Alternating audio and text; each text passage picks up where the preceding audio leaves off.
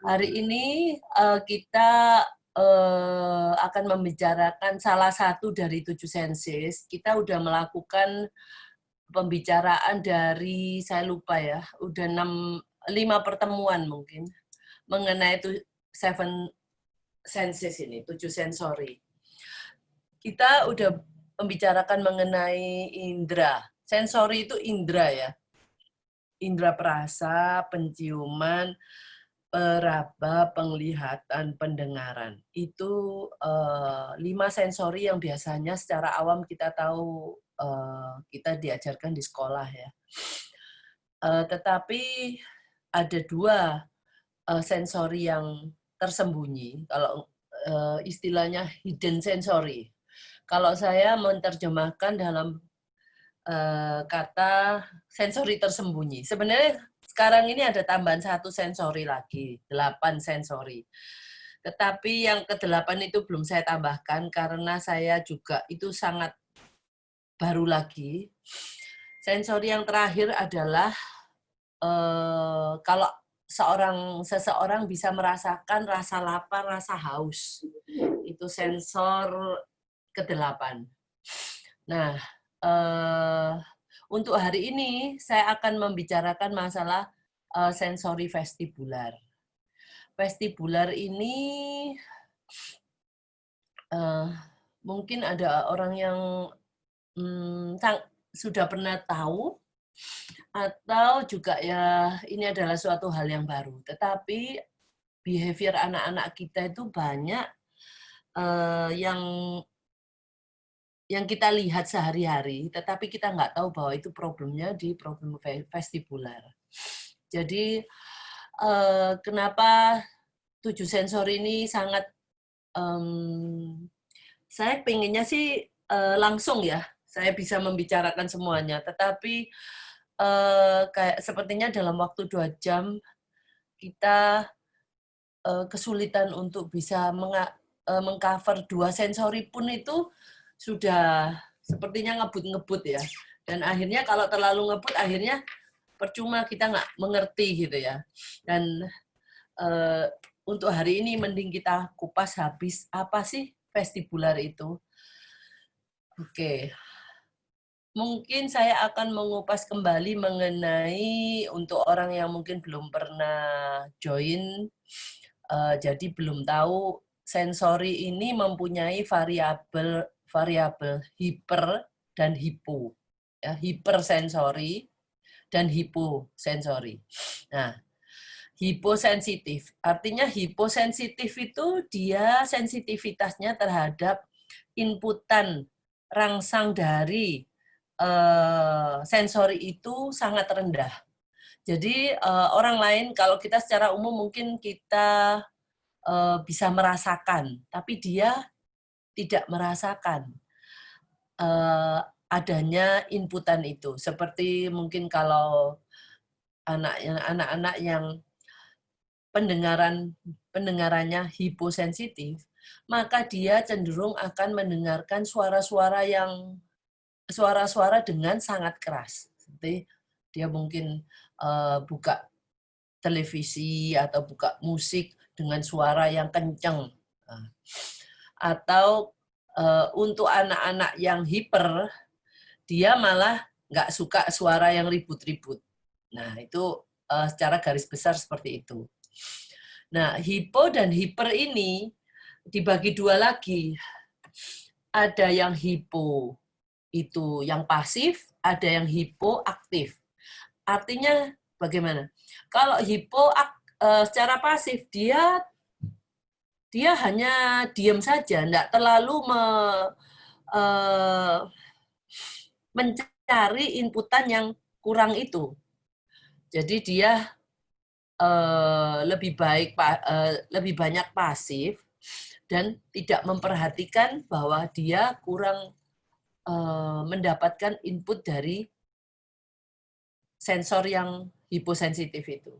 Tetapi untuk yang aktif, dia akan berusaha dan terlihat behaviornya itu mencari sensori yang dia merasa kok kurang gitu. Hiposensitif, mungkin sensori pendengaran kurang, nah itu dia kalau mendengarkan sesuatu yang secara auditori selalu dia keras-keras, mencoba untuk membuat suaranya, volumenya sangat tinggi. Kalau hipersensitif juga seperti itu. Ada yang tipe aktif, ada yang tipe pasif. Yang tipe pasif, ya, hipersensitif ini calonnya anak-anak itu yang akan menjadi traumatik. Ya. Biasanya anak-anak yang takut ke tempat, takut ke sesuatu yang baru, itu biasanya anak cenderung hiper. Nah, hipernya ini kalau mama yang pasif, pada waktu dia merasa stimulasi yang diterima itu terlalu berlebihan, maka dia cuma bisa menangis atau dia bisa cranky aja, nggak nyaman. Itu yang pasif. Kalau yang aktif, dia akan, karena dia merasa rangsangannya itu terlalu berlebihan, dia akan lari dari rangsangan itu. Jadi akan terlihat bahwa anak ini lari dari pesta ulang tahun yang mungkin bising sekali menurut dia. Menurut kita itu meriah mungkin ya, tapi menurut dia itu terlalu berlebihan dan membuat mereka ini tidak bisa menikmati apa yang kita kira kita bawa anak kita ke pesta ulang tahun. Tujuan kita dia bisa menikmati pesta itu seperti anak-anak lainnya. Tetapi yang terjadi kebalikan bahwa mereka menjadi rewel dan lari dari pesta itu. Sambil mungkin menangis, teriak-teriak, pokoknya dia akan, kalau yang aktif, dia akan berusaha untuk menjauh dari situasi itu. Nah, ini kedua hal ini yang Ibu, kita harus tahu ya, hipersensitif dan hiposensitif. Karena itu akan terjadi di semua sensori yang akan kita bicarakan. Jadi, cara penanganannya, kalau kita nggak tahu bahwa anak kita hipo atau hiper, itu nanti kita akan sulit menangani, karena penanganannya lain, sangat lain untuk anak yang hiper dan anak yang hipo. Jadi, pertama kali Ibu harus tahu bahwa anak kita itu hiper atau hipo terhadap suatu sensori. Dalam satu tubuh anak, itu bisa ada variasi ya. Mungkin pendengarannya hiper, penciumannya hipo. Jadi, Ibu kalau lihat, ya kita lihat satu-satu sensorinya, tanpa terkait dengan sensori yang lain. Kalau yang lain hiper, belum tentu yang ini hiper juga. Jadi pertama kali yang Ibu Bapak harus lakukan adalah mengetahui bagaimana anak kita hiper atau hipo.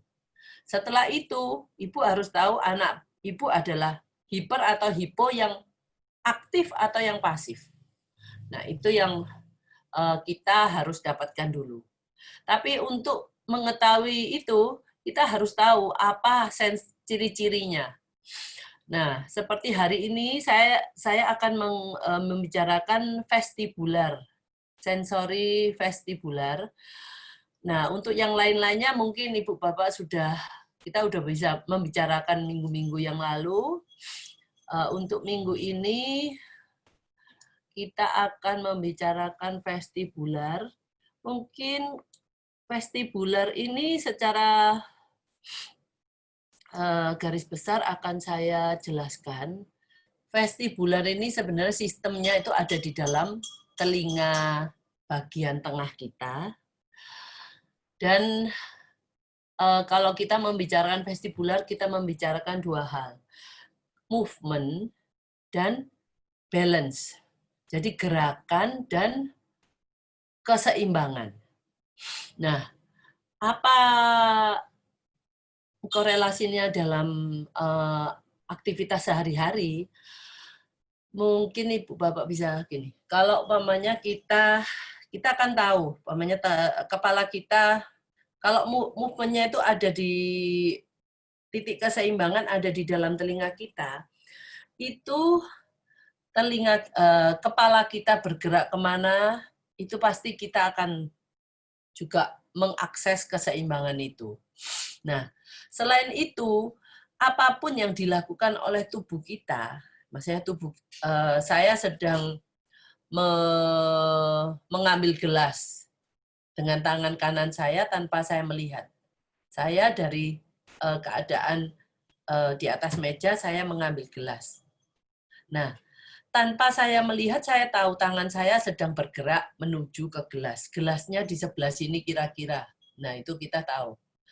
Nah, bisa juga movement dengan dua tangan, di mana seperti kalau kita melakukan dua hal yang berbeda dengan tangan kita. Seperti kita buat kue.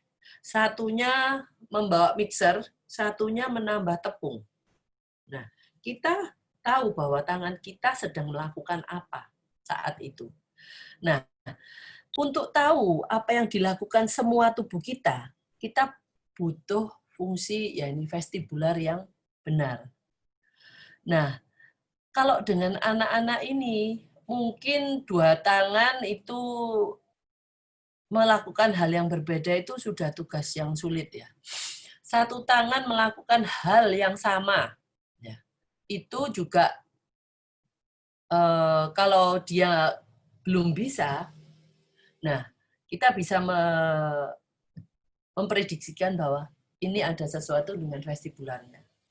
Seperti gini, kalau anak-anak dengan problem vestibular akan kesulitan untuk belajar berenang. Karena biasanya mereka tuh melakukan sesuatu dengan dibantu penglihatan untuk bisa melakukan tugasnya. Tetapi kalau berenang kan kita nggak bisa, kita berenang sambil melihat tangan kita harus seperti apa, tangan kita seperti apa. Nah, kesulitan anak-anak untuk berenang, untuk anak-anak yang problem vestibular, itu biasanya mereka akan sulit belajar berenang. Mungkin yang contoh kedua itu, dia akan sulit kalau melakukan seperti mengancing celananya. Kalau kita mengancing celana kita, kan kita nggak mungkin mata kita membantu. Karena itu akan sangat, nah itu weird, aneh. Bahwa anak ini akan berusaha melihat bagian yang mau dikancing ini, sampai dia harus jelas. Kalau enggak, dia nggak akan bisa memasukkan kancingnya ke lubang kancingnya. Nah, itu yang membuat kita lihat, kok aneh ya anak ini ya. Ngapain dia sampai seperti itu? Nah, karena vestibularnya itu tidak memberikan informasi ke otaknya, tangannya itu sedang melakukan apa. Jadi, kira-kira seperti itu. Anak-anak yang melakukan sesuatu tanpa melihat dan dia tidak bisa, nah ibu harus curiga dengan problem vestibular ini. Ya, jadi seperti belajar merangkak. Merangkak pun kita nggak akan bisa melihat dengan mata kita, kaki kita yang belakang itu bagaimana, tangan kita yang depan harus bagaimana. Nah itu. Melompat-lompat juga, menulis. Nah, menulis itu masih bisa mungkin dilihat dengan mata kita untuk membantu bagaimana gerakan menulis itu. Tetapi masih akan kelihatan bahwa dia ini akan sangat sulit melakukan melakukan tugas menulis dengan smooth. Dan dia biasanya menulisnya itu sebentar terus dia capek karena ini sangat menguras tenaga untuk menulis dengan seperti itu. Kalau kita sih biasanya kita membaca, kita menyalin, kita membaca dari papan tulis, kita lihat sebentar terus kita tulis saja. Mungkin kita bisa membaca dari papan tulis sambil menulis di buku. Tapi untuk anak-anak ini, mereka harus dengan sadar dan melihat tangannya menulis satu persatu. Dan itu sangat melelahkan. Kenapa akhirnya mereka tidak suka tugas menulis ini. Nah, untuk fungsi vestibular ini berkaitan erat dengan mata kita. Nah, biasanya anak-anak ini juga akan fail, gagal untuk mengikuti objek yang bergerak dengan matanya. Mungkin kalau dia ngelihat biasanya kita taunya itu kalau kita melakukan sesuatu tes ke dia ya. Tapi kalau untuk ibu dan bapak mungkin akan sangat sulit melihat bahwa apa dia bisa ya mengikuti suatu objek dengan matanya ya. Nah, kecuali ibu bisa membawa sesuatu benda yang sangat disukai anak. Nah, dia pasti akan dan dia lagi ingin mengambil benda itu. Jadi ibu bawa kemanapun dia akan ikutin aja benda itu kemana. Nah, itu dari sana mungkin ibu bisa melihat kira-kira dia bisa mengikuti nggak objek itu terus. Atau kadang-kadang dia skip. Dari sana dia terus mestinya bendanya udah di sini, matanya masih di sini, terus dia langsung skip di sini. Nah, cuman saya tahu itu mungkin agak sulit buat ibu bapak untuk mengetahui kondisi mata yang seperti itu.